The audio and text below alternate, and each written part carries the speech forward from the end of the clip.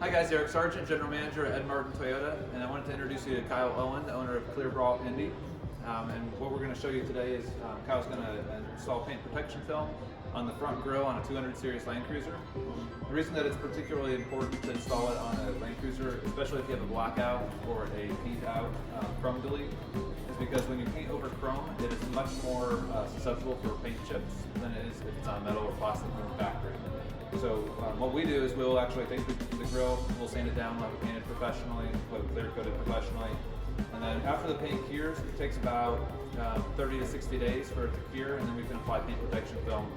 So in this case, we're going to do that. I want to show you the paint protection film. Actually, Kyle, can you show them how that works?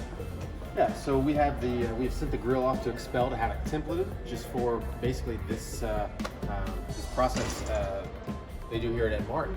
So each one of these pieces are a piece of the grill, and then we have the headlight pieces that go into it, and then even the fog light surrounds as well. So this kind of gives an idea of what that layout is. And we'll take each piece off after we clean the grill and install it, and the grill will stay looking like it does now, chip free.